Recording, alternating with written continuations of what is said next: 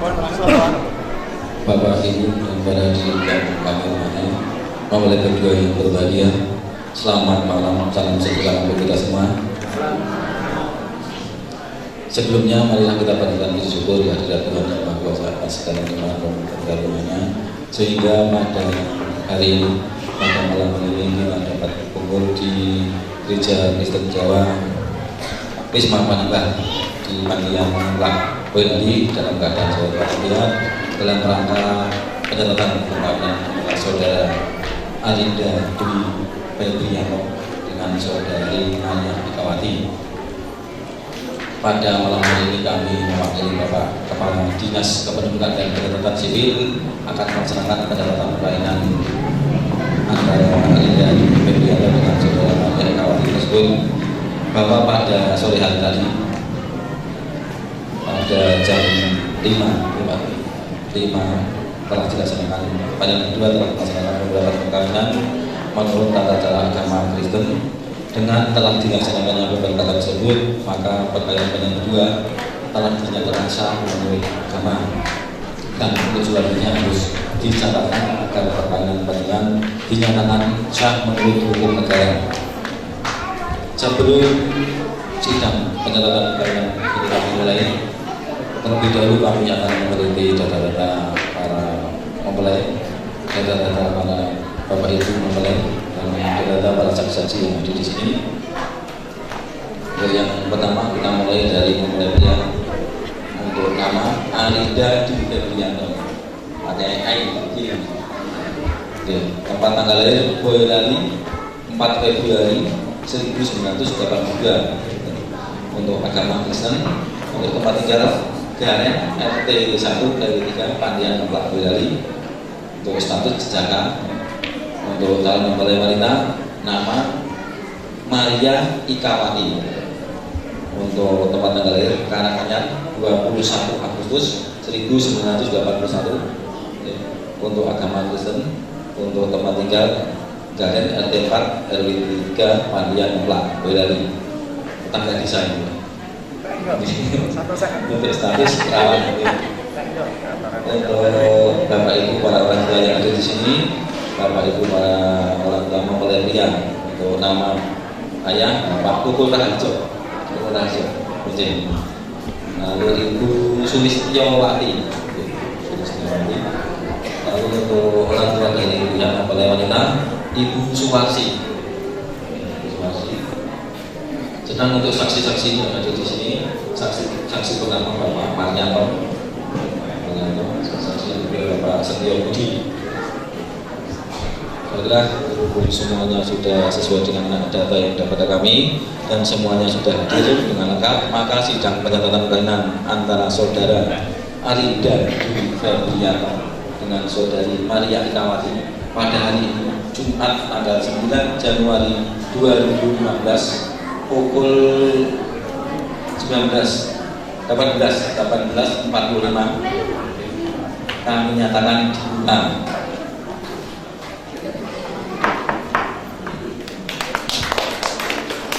Sebelum kami melaksanakan ikrar pencatatan perkawinan untuk pada kedua, terlebih dahulu kami akan mengajukan beberapa pertanyaan kepada mempelai kedua, beberapa pertanyaan kepada bapak ibu para orang mempelai dan para saksi-saksi yang ada di sini.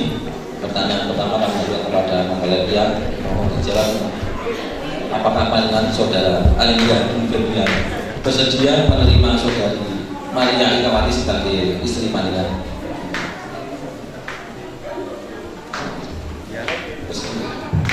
Ya, saya bersedia.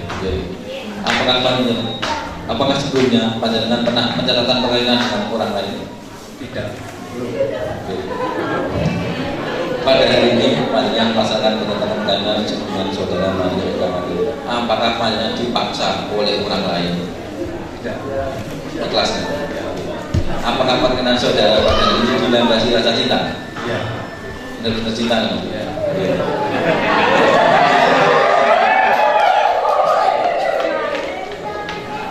Pertanyaan sama kami ajukan kepada mempelai wanita. Mohon dijawab ini.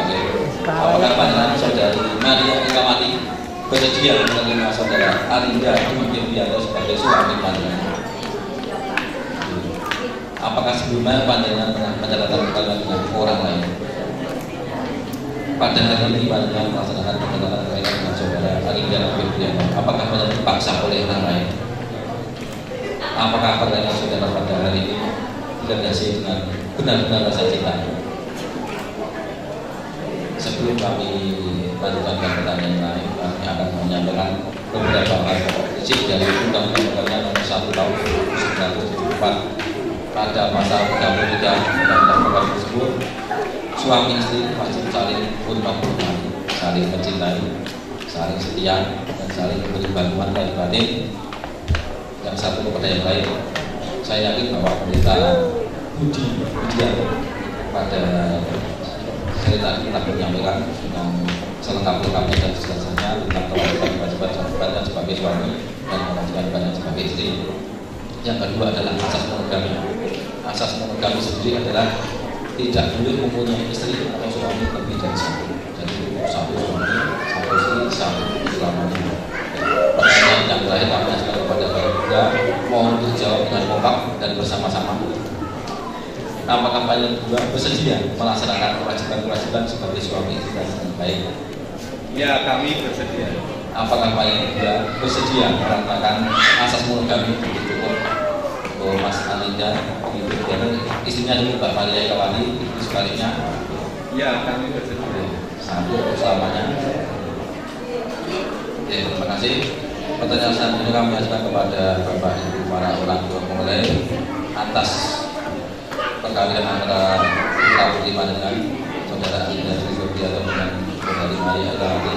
Apakah Bapak Ibu para orang tua telah menyetujuinya? Bapak Ketua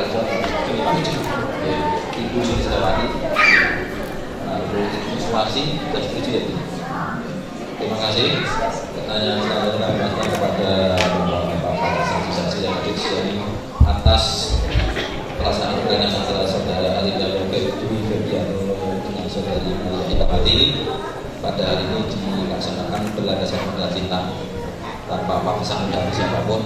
Dan saya tanya saja dan telah disetujui oleh orang tua masing-masing yang di sini. Apakah bapak-bapak para saksi bersedia menjadi saksi penyatakan perkawinan? Ya, bersedia. Terima kasih Bapak. Bapak Ibu dulu. Bapak Ibu para hadirin yang kami hormati, mulai berbahagia. Terima kasih kepada semuanya dan dari kami, dan kami yakin karena semuanya mendapatkan perhatian kami karena untuk ikrar pencatatan perkawinan pada hari ini diri.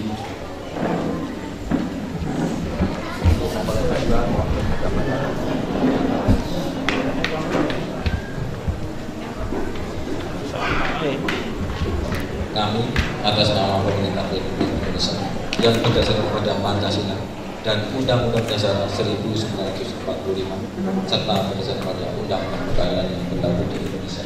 Dengan ini akan kami catat perkawinan antara saudara Alinda Dwi Febrianto dengan saudari Maria Kawali. Semoga Tuhan mengabulkan permohonan mempelai berdua. Sekian, terima kasih. Para hadirin kembali.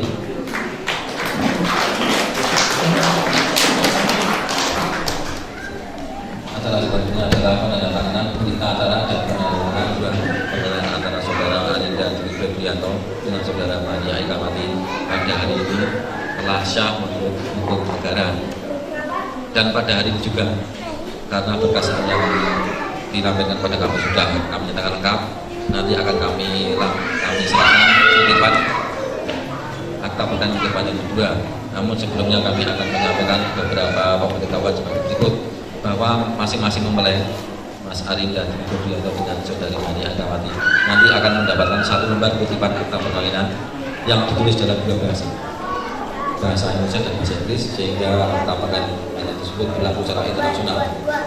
Yang kedua adalah status hukum yang kedua mulai malam ini sudah sah menjadi suami istri, sehingga untuk KTP dan KK nanti segera diselesaikan.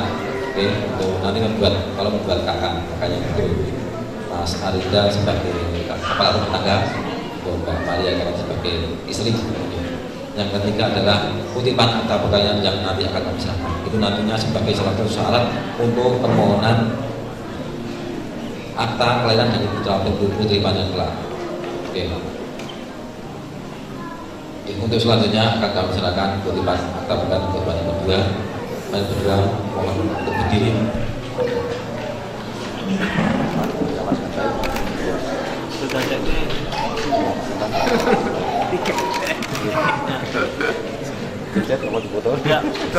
Kamar guys ya? Iya, cipi-cipi. Tolong dicek dulu, cek nama, data-datanya sudah betul belum, fotonya sudah betul belum, Bapak Ibu dan para hakim yang berbahagia, demikian tadi pencatatan perkawinan telah kami laksanakan. Sebelumnya kami mohon maaf bila mana kami dalam melaksanakan perkawinan mungkin ada kekeliruan dan kekurangan, dan kami selaku pribadi pada malam hari ini mewakili pemerintah Kabupaten Bali mengucapkan selamat berbahagia kepada penyanyi berdua. Semoga penyanyi berdua selalu diberi kebahagiaan, keharmonisan dan kerukunan. Amin. Dan tentunya akan dapat omongan. Amin.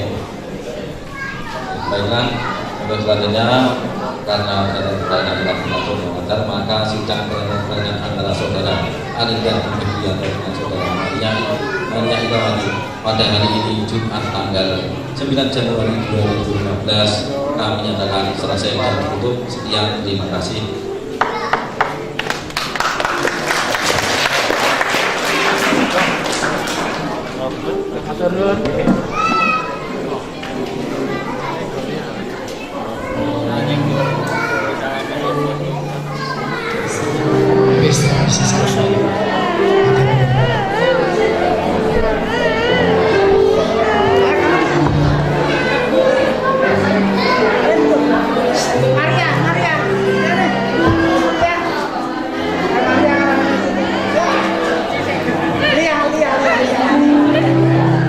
Maria.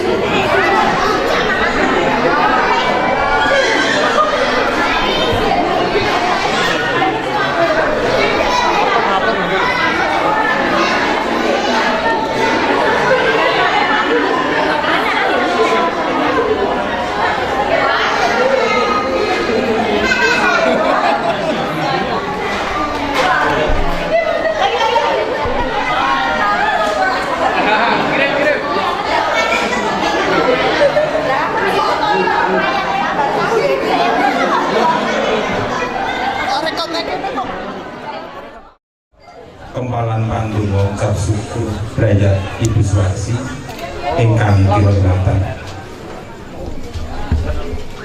Kawilujengan katentreman karahayan ingkang pinakanipun saking Gusti Allah mugi wonten ing panjenengan.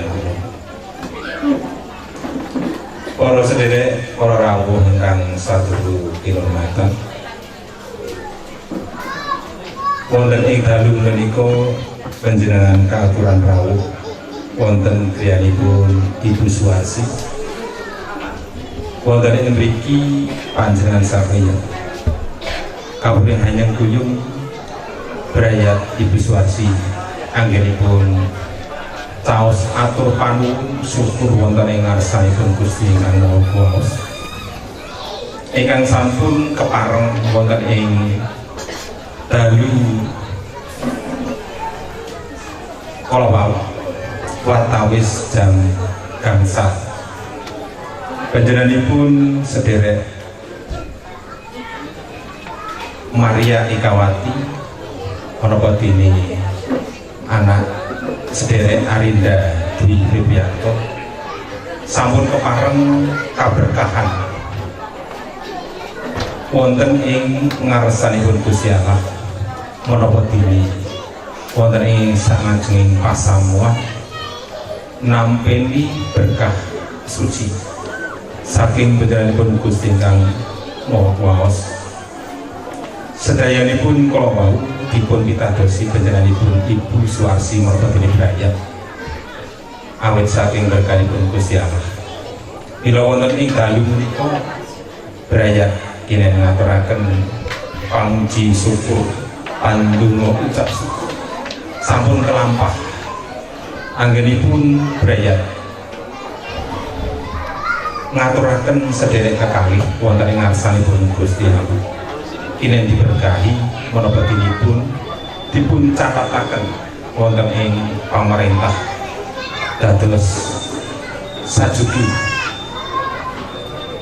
ingkang sederekipun kala wau para sederek wonten ing dalu menika dipun rawuhaken kinen nambahi berkah menapa dene pandonga supados anggenipun bebrayatan saestu mangke karai katentreman ana bodine langgeng ing salamenipun. Mekaten ugi brayat Ibu Suwarsi anggenipun linjing-linjing badhe mahayu rahayu tumrap sederek kekalih wonten ing gedung pertemuan Desa Pandian kinen dipun saksakaken menapa dene nyuwun tambahing pandonga atur dumateng penganten ingkang nembe kaberkahan ing dalu menika. Pramila para sedherek ingkang kinasih wonten ing dalu menika adicara kepalan pandonga ucap syukur brayat Ibu Suwarsi badhe dipun andhesi pangandikanipun Gusti lan ingkang badhe babar panandika panjenenganipun Bapak Agias Desa Kalibara ingkang menika katur dumateng panjenenganipun sasana pawirana kalau sumanggaken saotanipun sumangga dhuwur ingkang sampun kaparingaken dhateng kawula wonten ing wanci dalu menika kempalan pandonga ucap syukur brayat Ibu Suwarsi badhe dipun landhesi kanthi sabda pangandikanipun Gusti. Pramila Bapak Ibu ingkang kok menawi boten mendeling kapitadosan saged tansah nyuwun miturut kapitadosan panjenengan piyambak-piyambak. Bapak Ibu para sedherek ingkang kinasih, kita sampun ngraosaken berkahipun Gusti ingkang tansah lumer wonten ing saurunting lampah gesang kita.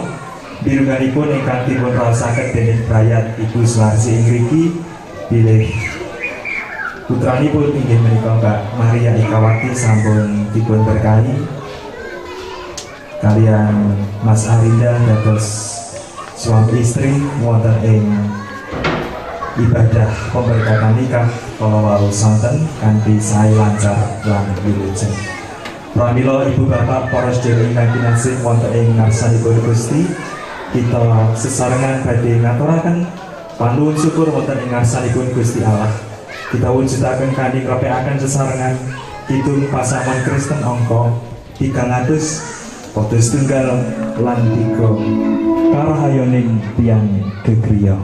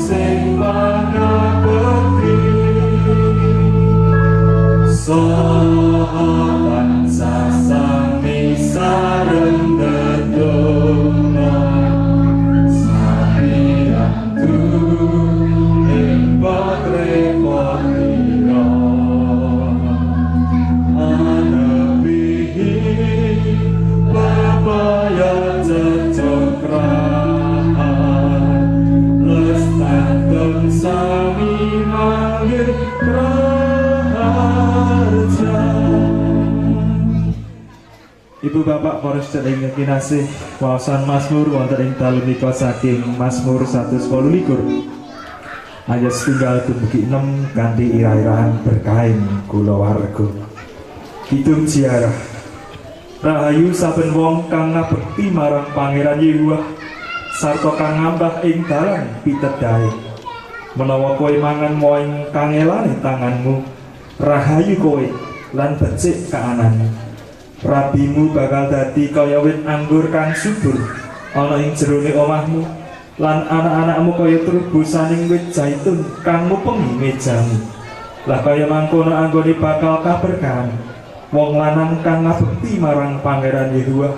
Sang Yehuwa muga berkahono kowe saka ing Sion, sarta kowe muga menangono karajan Yerusalem sajekmu urip, sarta muga menangono anak-anakmu tentrem rahayu ana ing Israel.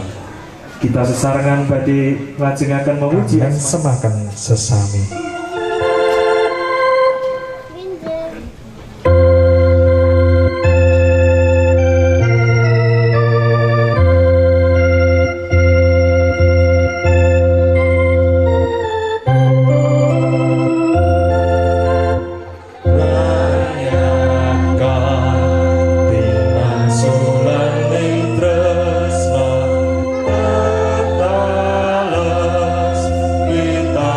Spring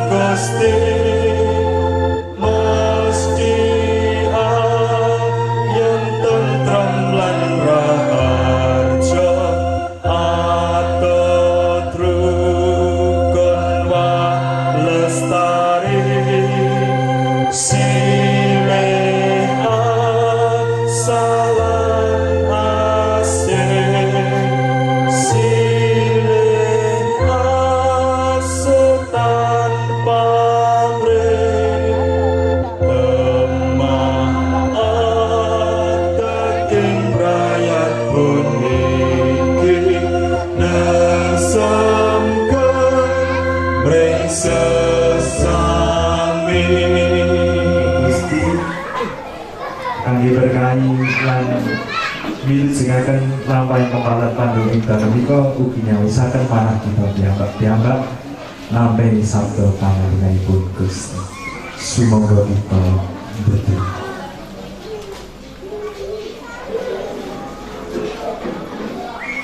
Dualah Rama kasuwargan kawula ngaturaken ageng panuwun syukur wonten ing ngarsa paduka Allah. Awit saya berkah selamat kawilujengan pitulungan paduka ingkang tansah kawula raosaken wonten ing sauriping lampah gesang kawula.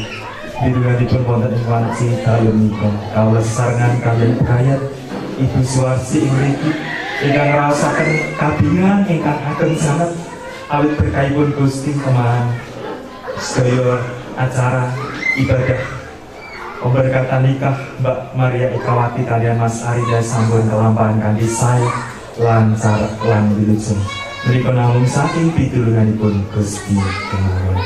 Doalah wonten ing wanci dalem menika kalau ngrasaken bilih wonten ing wanci dalem menika kawula sesarengan ngakeni sedoso lan kalepatan kawula wonten ing ngarsa paduka. Sae menika dosa lan kalepatan ingkang medal saking tetembungan utawi saking tumindak kawula paduka kersa paring pangapunten. Lan paduka piyambak ingkang badhe nuntun lampahing kempalan pandang ucap syukur wonten ing dalem menika saking wiwitan ngantos dumugi ing pungkasanipun kanthi wilujeng lan kebak kabingan ugi lan menawi manggih kawula mugi paduka karsa nucikaken sedaya manah gesang kawula mirunganipun wonten ing kalingan pendengaran kawula teman berkah ingkang badhe kawula tampeni saged saestu kawula nikmati lan kawula rasaken wonten ing gesang kawula. Matur nuwun Allah wonten ing Gusti kawula Yesus Kristus kawula masrahaken lampahing paladosan pangandika ing dalem menika wonten ing tuntunanipun Sang Roh Suci. Matur nuwun Gusti wonten ing Gusti kawula Yesus Kristus kawula ndedonga lan ngaturaken panuwun syukur. Amin. Wonten ing serat menika wonten seratan PF menika pembawa firman mangke kawula ingkang macaaken lajeng menika umat mangke Bapak Ibu para sedherek ingkang maosaken. Injil Yohanes bab kalih ayat 1 dumugi 11. Nalika ing dina katelune ing desa Kana tanah Galilea ana manten sarta kang ibune Gusti Yesus ana ing kono.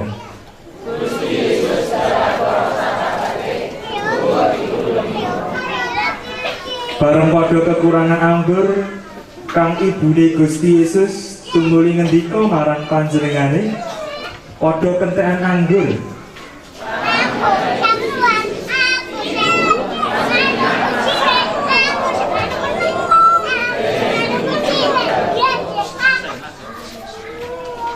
Nanging kang ibune Gusti Yesus banjur dawuh marang para paladen, apa sak dawuhe marang kowe padha lakonana.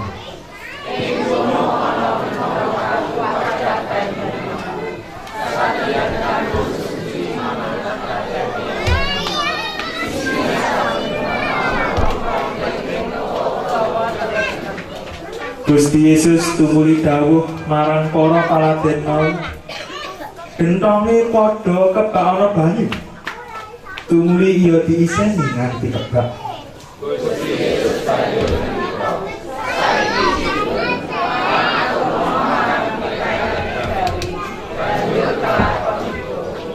pitayaning gawe bareng ngicipi banyu kang wis dadi anggur mau, lan dheweke ora sumurup pinangkane, awit kang sumurup mung para paladen kang padha nyiduki banyune. Tumuli ngaturi penganten lanang sarta matur, saben tiyang nyegah anggur menika ingkang sae rumiyin, dene menawi para tamu anggenipun ngunjuk sampun kathah lajeng saweg nyegahaken ingkang kirang sae. Nanging panjenengan kok nyimpen anggur ingkang sae ngantos sakmenika.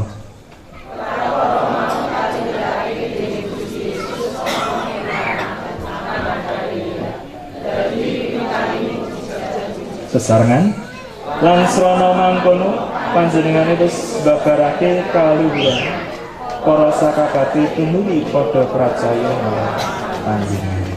Puji Gusti. Ingkang rahayu inggih saben tiyang ingkang nampeni mirengaken pangandikanipun Gusti lan tansah dipun estakaken wonten ing sedaya gesangipun. Amin. Ibu bapak para sedherek ingkang kinasih wonten ing Gusti Yesus Kristus, dinten menika dados dinten ingkang binggahaken mirenganipun tumrap brayut Ibu Suwarsi.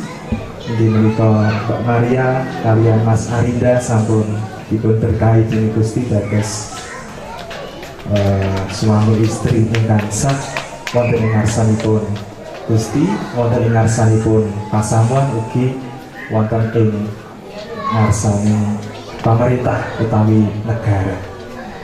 Lajeng menapa ta ingkang dados pandonga? Menapa ta ingkang dados kerinduan? Menapa ta ingkang dados pepinginan-pepinginan ingkang asring dipun duweni dening brayat utawi keluarga ingkang enggal? Tentu kemawon wonten rancangan-rancangan ingkang sampun dipun rancang menika tentu rancangan ingkang sae lan endah. Rancangan-rancangan menika kangge mujudaken menapa ingkang dados impian bersama. Saderengipun dipun berkahi tentu menika impian masing-masing. Nanging sasampunipun dipun berkahi dados impian bersama. Lajeng Ibu Bapak para sedherek ingkang kinasih, saking waosan kitab suci Injil wonten ing dalu menika kita saged mangertosi kawontenan ingkang dipun adepi dening Gusti Yesus lan ibunipun bilih wonten ing pesta utawi pahargyan manten ing desa Kana ing tanah Galilea. Menika ingkang gadah damel menika kentekan anggur wonten ing ayat boten tegesipun kita menika dados asih nanging kita nyuwun pitulunganipun Gusti bikak margi menika supados Gusti badhe maringi pitulungan wonten ing usaha pambudidaya ingkang saged kita tindakaken sesarengan.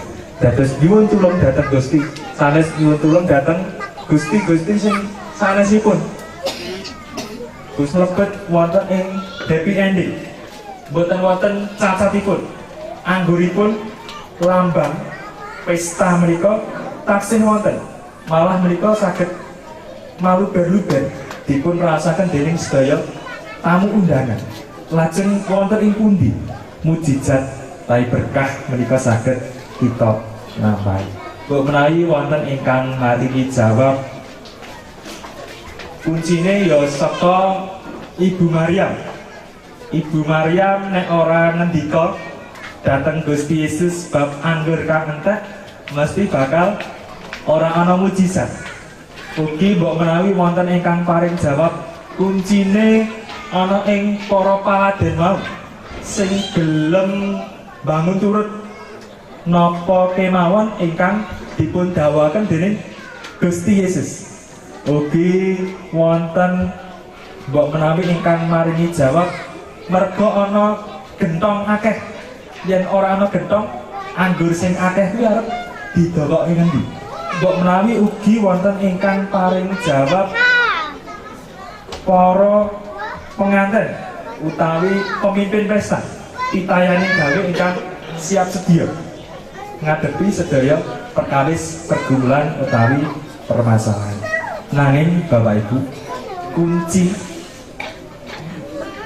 penganten utawi pesta pahargyan ing desa Kana menika saged ngalami mujizat lan berkah ingkang sanget indah sanget menika saged kita waos wonten ing ayat kalih. Ayat kalih mekaten surasipun Gusti Yesus dalah para sakabate uga diulemi mriki. kuncinipun wonten ing ayat 6. Gusti Yesus dalah para sakabate uga diulemi mrono. Kunci kita, berayat kita, Mas Arida kalian Mbak Maria saged ngalami berkah mujizat lan pitulunganipun Gusti ingkang boten wonten telasipun. Kita ngatur Gusti Yesus tahu wonten ing berayat kita ngaturi Gusti Yesus jumeneng dados Gusti lan juru wilujeng wonten ing berayat kita, wonten ing kulawarga kita. Cobi kita bayangaken menawi Gusti Yesus lan para sakabat menika mboten rawuh wonten ing pesta kentekan anggur, isinan nggih, isinan. Amargi mboten wonten ingkang dados turing pitulungan. Nanging Gusti Yesus lan para sakabate diulemi menawi diaturi rawuh. Revipun mangke sesarengan. Kidung 160 gangsal jatining katresnan.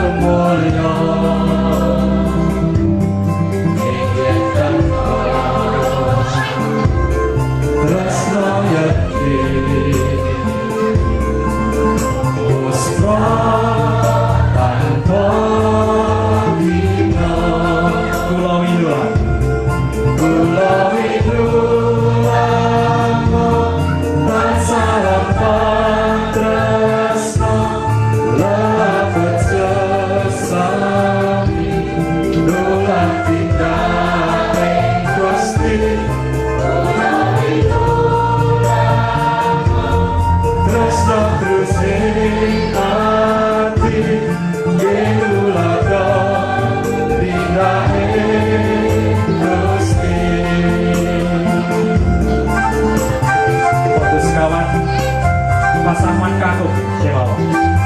Tresna iku sepi pamrih. Tresna iku sepi pamrih. Waktu bereng putih Tandu lembah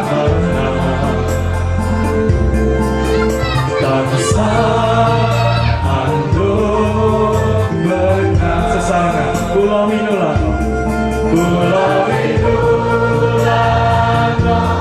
tansah lampah tresna dalam bersesami tulah kita ing Gusti kula winulana tresna Gusti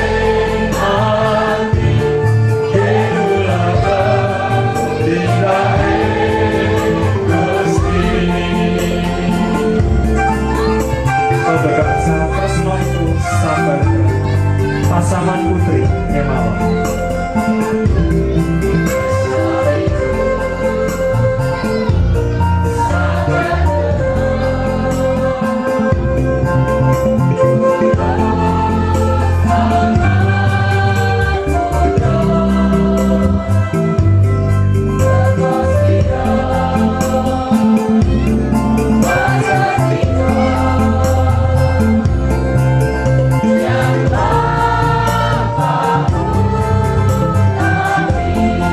Sesarengan kula winulana tansah lampah tresna dalam bersesami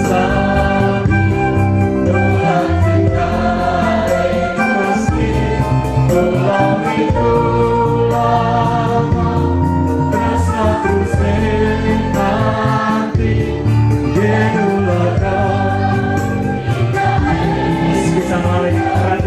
kula winulana kula winulana tansah lampah tresna lelapet sesami nurhatina ing Gusti kula winulana menaku sing ati winulana pindah ing Gusti. Ikatan ingkang paling kiat waling brayat waling keluarga menika namung setunggal kasih katresnan ingkang sejati ingkang saking Gusti Yesus Kristus. Saderengipun kita tutup wonten ing pandonga wonten ing perangan ingkang paling ngandhap menika wonten seratan basa Inggris. Nah, women were created from the rib of man. Wanita diciptakan dari tulang rusuk pria. To be beside him, untuk berada di sisinya. Not from his head to top of him, bukan dari tulang kepala, untuk berada di atas laki-laki. Nor from his feet to be trampled by him, bukan dari tulang kaki supaya bisa diinjak-injak olehnya. But from under his arm, tapi dari tulang di bawah lengannya. To be protected by him, untuk dilindungi olehnya. Near to his heart, to be loved by him.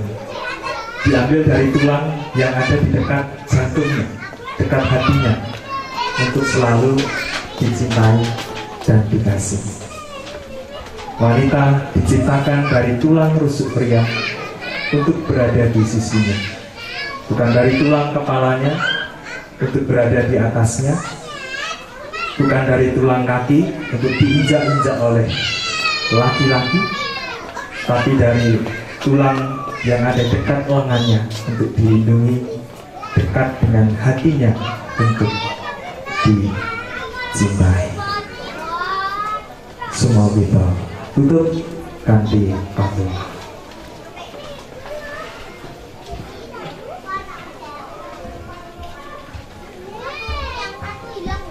Sepisan malih kawula sowan wonten ing ngarsa paduka Allah. Ngaturaken panuwun syukur awit wonten ing kempalan pandonga syukur ing dalem nika kawula saestu ngrasaken paduka rawuh wonten ing tengah-tengah kawula. Paduka rawuh dados Gusti, paduka rawuh dados juru wilujeng, paduka rawuh dados tuing pitulungan, paduka rawuh dados tuing pangajeng-ajeng, paduka rawuh dados tuing berkah, paduka rawuh dados tuing katresnan, paduka rawuh dados tuing mujijat, paduka rawuh dados tuing kabingahan, paduka rawuh dados tuing katentreman lan karahayon ingkang sejati wonten ing gesang kawula.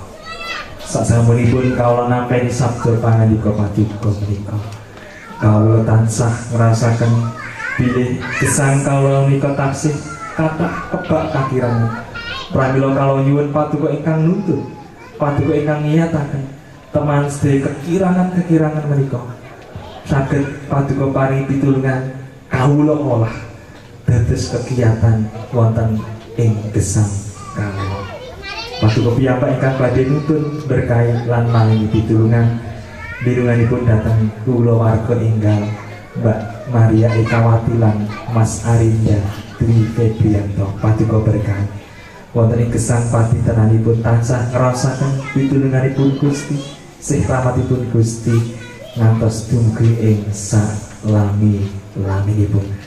Gusti rancangan-rancangan panyuwunan-panyuwunan pandonga-pandonga ingkang dipun aturaken wonten ing ngarsanipun Gusti, paduka paring jawaban miturut wekdal paduka ingkang paling indah lan elok. Kawula ugi ndedonga kagem brayat ageng Ibu Suwarsi ing mriki tansah wonten katresnan ingkang sejati, tetep rahayu rezeki ingkang saking Gusti Allah ingkang boten wonten tawasipun tansah dipun raosaken dipun agem dados berkah tumrap sesami sedaya keluarga ing mriki dados keluarga ingkang tresnani Gusti ugi dados keluarga ingkang dipun tresnani dening Gusti ugi tresnani sesami lan dipun tresnani dening sesami paduka piyambak ingkang nuntun lan berkahi pakaryanipun Sang Rasi tansah kababar wonten ing gesang kawula wonten ing dinten-dinten ingkang badhe kawula lampahi mirunganipun wonten ing taun 2019 menika kawula dados taun 2019 dados taun berkah dados taun sing rahmat dados taun anggenipun Gusti Allah maringaken sedaya perkawis-perkawis ingkang endah lan ageng wonten ing gesang kawula.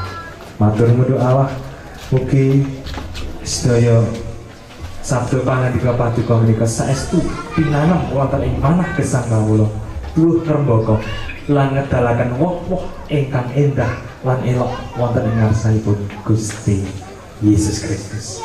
Matur nuwun Allah kawula masrahaken ugi lampahing acara Kempalan Pandonga ing dalu menika ngantos dumugi pungkasanipun paduka ingkang paring panuntun. Lan menawi BJ badhe dipun wontenaken pahargyan resepsi paduka ingkang badhe maring pitulungan cuaca keamanan para rawuh tamu undangan saestu ngrasaken kabingahan lan kahayon ingkang saking Gusti Allah. Matur nuwun Allah sedaya salat kalepatan kawula paduka karsa paring pangapunten. Menawi sasampunipun adicara ing dalu menika mangke rampung lan kawula suwang-suwang langsung dhateng griya kawula piyambak-piyambak paduka ingkang maring berkah pitulungan lan kalujengan pinanggih kaliyan drayat kawula kanthi wilujeng. Matur nuwun Allah wonten ing Gusti kawula Yesus Kristus kawula ndedonga lan ngaturaken panuwun syukur. Pinuji asma paduka langgeng ing laminipun. Haleluya. Amin. Puji Gusti makaten Ibu Bapak para sedherek ingkang kinasih sabda pangandikipun Gusti ingkang saged kawula ladosaken mugi Gusti berkahi kita sedaya. Datang Mas Arida lan Mbak Maria selamat berbahagia selamat menempuh hidup baru Tuhan senantiasa memberkati. Amin. Ketal kawula aturaken malih dhateng Bapak Marianto minangka pranata adicara. Matur nuwun sampun tindakan putripun Bapak Adiasenda kawula. Maosan Mazmur 128 ayat 1 dados kegundelan panjenengan menawi wonten derajat ingkang diberkahan wonten ing dalu menika awit nampi pangandika menika dados kegundelan marabot ini dados ing samkawisanipun nindakaken gesang sesarengan. Para rawuh sedherek ingkang kinasih wonten ing patunggalipun Gusti Yesus Kristus. Pepanggihan ing dalu menika dereng purna. Pratandha menawi purna ing dadi ing dalu menika menawi kemanten sariwit sampun semanten wonten ing kori kinen ngaturaken wilujeng kuntur panjenengan dumugi ing griya kanthi kawilujengan. Ingkang menika kula makili brayat saking Ibu Suwarsi menawi anggenipun ngaturi panggahan panjenengan sami kirang ranani penggalih panjenengan kula mawantu-wantu nyuwunaken agung pangapunten. Ora dene anggenipun atur pasugatan sedahan kirang dados sakarna ing panggalih panjenengan sami susah malih brayat nyuwun agung pangapunten. Mekaten ugi anggen kawula ngakuni ngatur adicara wonten ing dalu menika wonten basa ingkang kirang kerep menapa diri dados suwe manah panjenengan sami kanthi pasal kula nyuwun ageng pangapunten. Lajeng lelahan ngantos dugi paripurna acara kali menika lan lajeng kanthi waran panjenengan kanthi margin. Mekaten dulur panjenengan. Seperti pelangi sehabis hujan, itulah janji setiamu Tuhan. Di balik dukaku telah menanti harta yang tak ternilai dan abadi.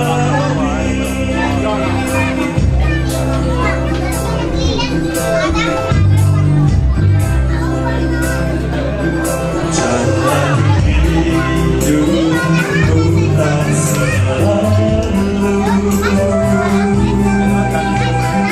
tanpa kamu yang berkah, namun kasihmu yang padaku pada waktumu yang tepat, seperti pelangi sehabis hujan. Itulah janji setiamu Tuhan. Di balik dukaku telah menanti harta yang tak ternilai dan abadi.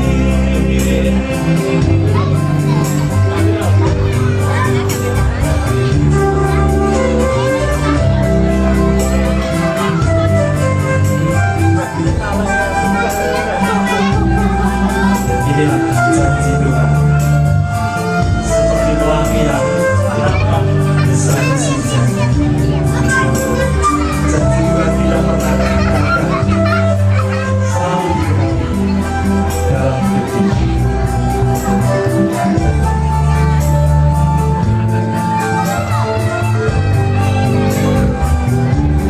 Jalan hidupku tak selalu tanpa kamu yang pertama, namun kasih yang tak padaku pada waktu yang tepat, seperti pelangi sehabis hujan. Itulah janji setiamu Tuhan. Di balik dukaku tetap menanti harta yang tak ternilai dan abadi, seperti pelangi sehabis hujan. Itulah janji setiamu Tuhan. Di balik dukaku telah menanti harta yang tak ternilai dan abadi.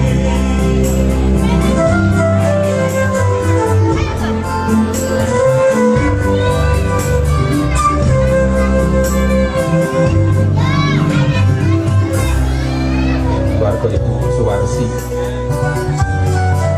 ngaturaken agungi panuwun syukur menapa awit saking pambantu panjenengan sami ingkang menika menapa ingkang sampun panjenengan paringaken kula dadosna berkah tumrap brayat ingkang dinerkakan wonten ing dalu.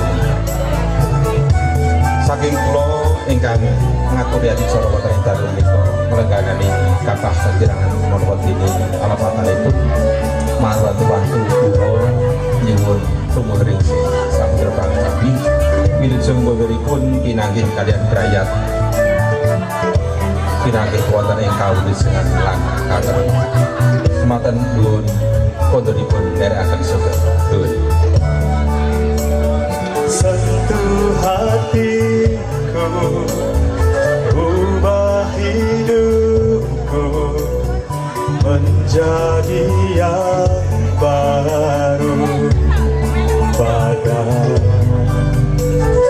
emas yang murni. Kau membentuk bejana hatiku. Bapa, ajarku mengerti sebuah kasih yang selalu memberi air mengalir yang tiada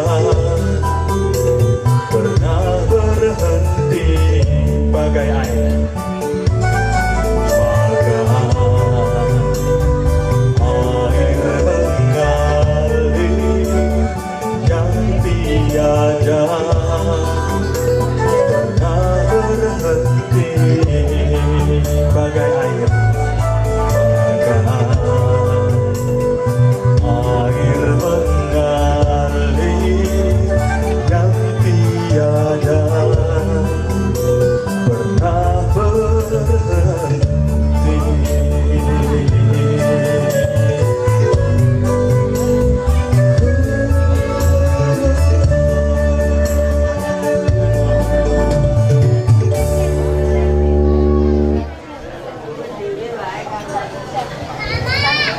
Rampung dulu.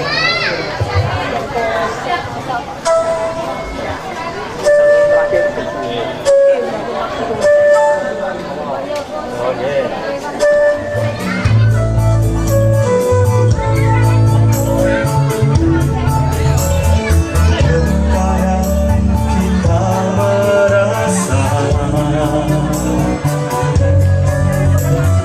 tak ada jalan terbuka, tak ada lagi waktu, terlambat sudah.